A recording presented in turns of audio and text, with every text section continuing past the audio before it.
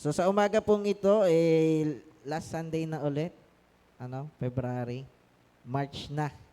Ang bilis nakadalawang buwan na tayo sa loob ng 2025. Parang kasi simula pa lang, 2 months na agad. Di ba?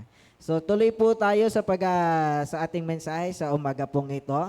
At ito po yung last po nating topic for this month, True Love in a Broken World, Hope in God's Love for the World in Troubling Times. Sabi nga natin, hindi puro masaya yung nararanasan natin sa buhay pananampalataya at syempre sa buhay na ito, sabi natin, walang taong walang problema. 'Di ba? Hangga't buhay ka, may problema. At sabi nga natin, tuloy-tuloy 'yon. So, kaya nga lang, sabi nga natin, sa mundong ito na punong-puno ng kaguluhan, sabi nga, yung pag-asa na nanggagaling sa Panginoon ay napaka-importante. Napaka-importante yung meron kang inaasahang Panginoon na never na nagpe-fail. Bakit?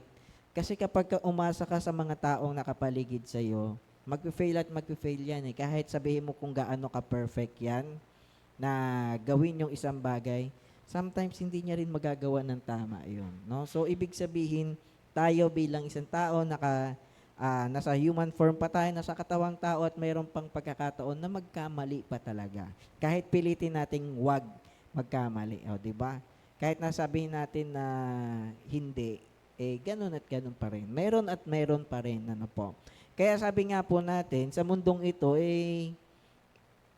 kailangan merong hope na nagmumula sa Panginoon. Kasi sabi nga, kung wala kang kakapitan, at kung kakapitan mo yung mga taong nagpe-fail lang, di ba? Kanino ka kakapit? Wala na.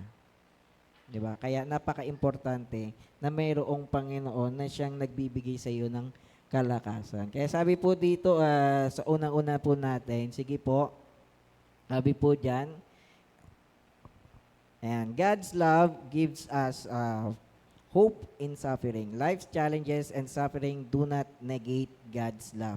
Sabi nga dito, in fact, God's love can be most evident in times of difficulty as it produces perseverance and hope in us. O, di ba? So, mas nararamdaman mo daw yung pagmamahal ng Panginoon, di ba? Kapag ka dumaranas ka ng matinding pagsubok o ng mga bagay na paghihirap sa buhay mo. Parang sa mga tao, di ba? Sabi nga natin, malalaman mo kung sino yung mga totoo mong kaibigan kapag ka hindi sobrang ganda ng nangyayari sa'yo. Di ba? Kung sino yung nananatili sa'yo kahit na mahirap na yung sitwasyon. Di ba? O ganun yun sa kahit anong relasyon, sa grupo, sa organization, o sa anumang mga bagay, di ba? Makikita mo yung totoo na mga bagay na yun kapag ka nananatili kahit masakit. Kahit masakit yung nangyayari. Kasi nga, ando doon yung nakikita mo, hindi yung paghihirap. But beyond that, yung pinapahalagahan mo.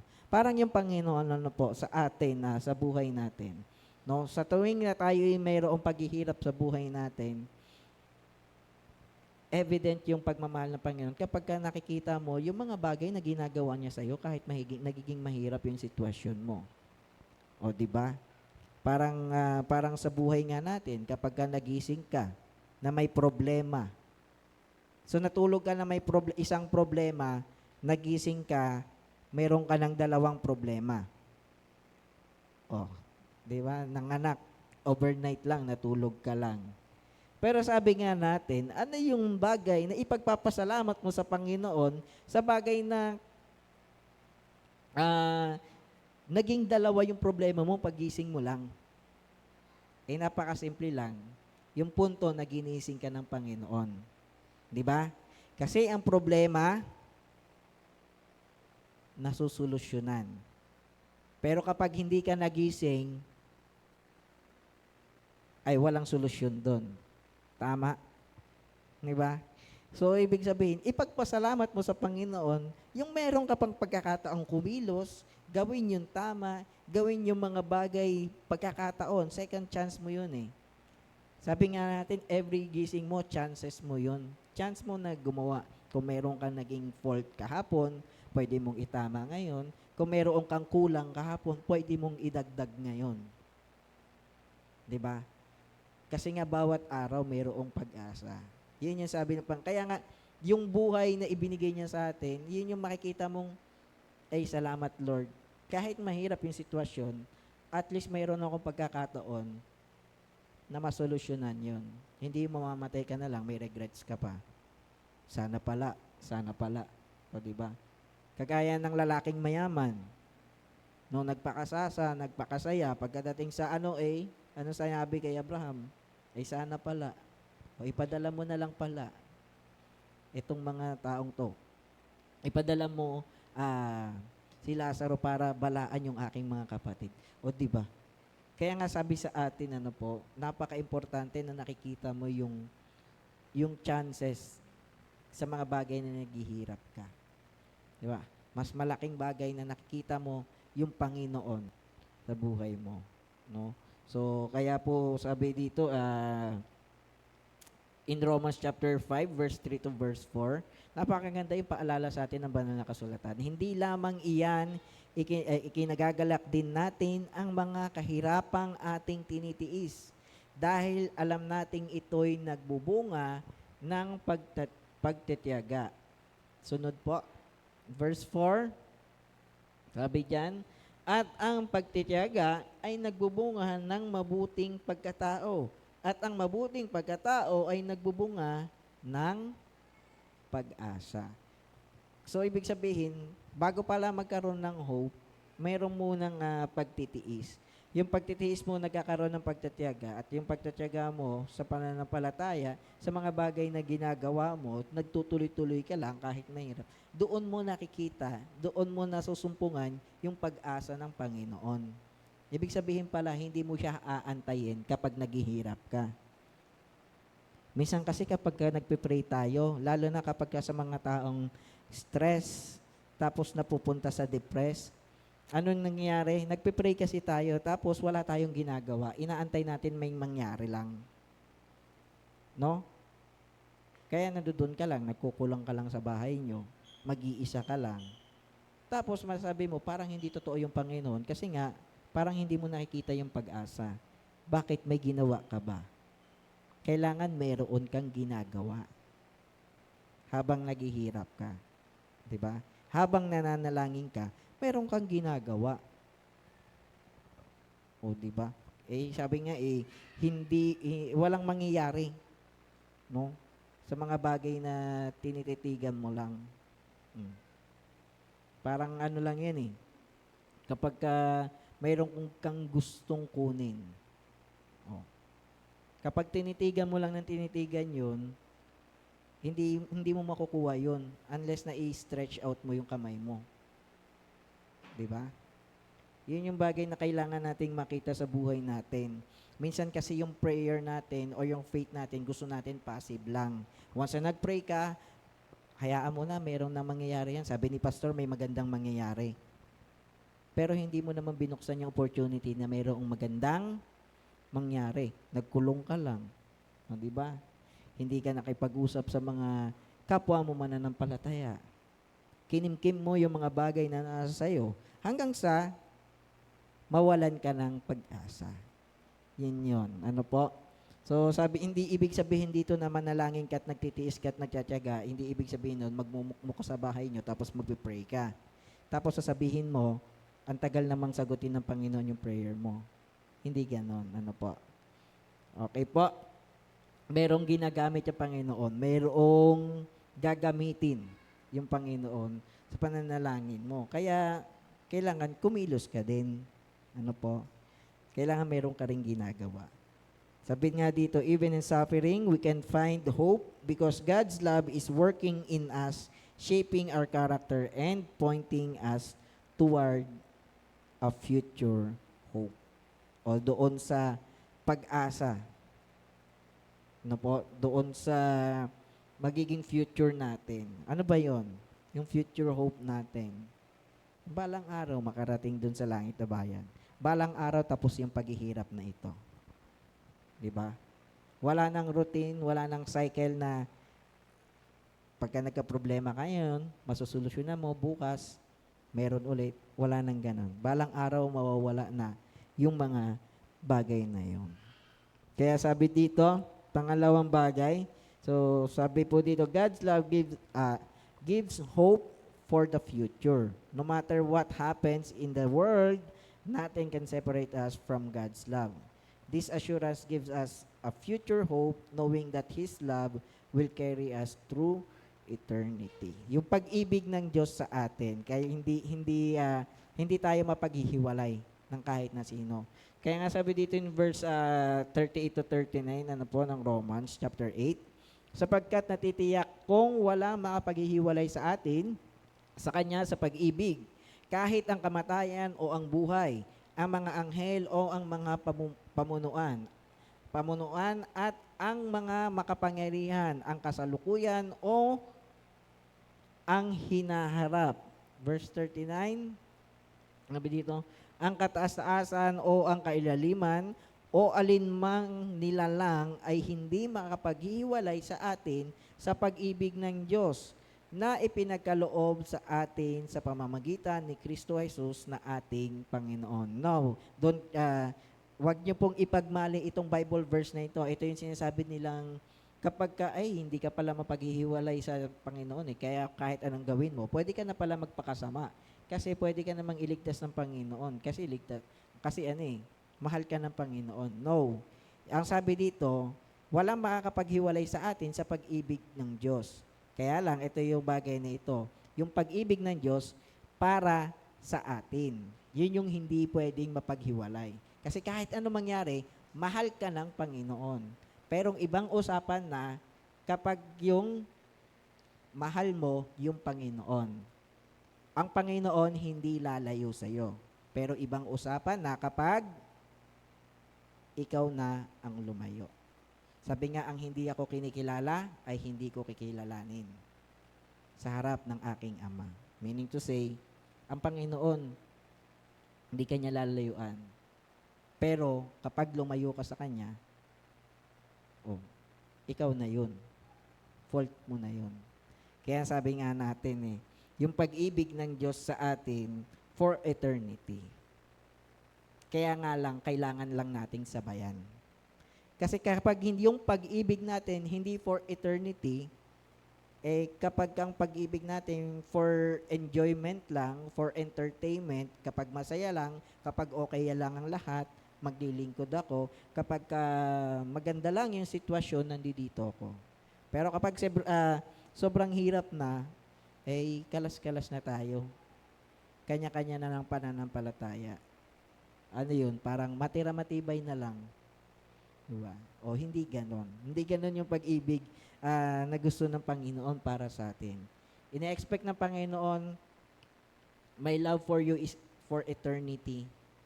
Kaya ang gusto niya, panghabang buhay din yung pagmamahal mo. Kasi yung assurance ng Panginoon sa atin, hindi mo na pwedeng ma-question. Diba? Ang pinaka-questionable na lang, yung pag-ibig mo sa Panginoon. Kanino ba naka-anchor yung pag-asa, yung pag-ibig na nasa sayo ngayon? Sana ito'y nakalagay sa ating Panginoon. Sabi nga natin, our ultimate hope is in the unbreakable bond of God's love. So, hindi siya mababalik o hindi siya mapuputol ng kahit na kanino. Kaya sa bawat isa po sa atin, lagi mo sabihing mahal ka ng Diyos. At mayroong bagay na pwedeng gawin yung Panginoon sa mga taong mahal niya. At mayroong mga nakahanda para sa mga taong mga nagmamahal sa Kanya. Okay? So, ibig sabihin, kumbaga parang sa atin, given na yung love ng Panginoon. Ang pinaka-question is yung love mo. Sige nga po, natin. Sabi diyan, this love is the anchor that holds us steady through all of life's uncertainties. So, ibig sabihin, sa mga bagay na hindi Hindi mo sigurado. Sa mga bagay na hindi mo alam. Tandaan mo, sabi nga natin, hindi mo man alam yung mga bagay na yon, magtiwala ka doon sa may hawak na manibela ng buhay mo.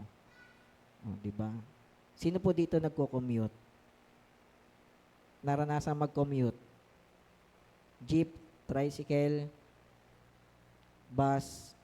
Ano pong pinaka-worst na commute nyo? Yung pinaka-delikadong commute? Barko? Ano pa? Eroplano? O, di ba? O, mga ganun. Bakit kayo nagtitiwala doon? Bakit kayo sumasakay? Ha? Kasi alam nyo makakarating kayo sa pupuntahan nyo.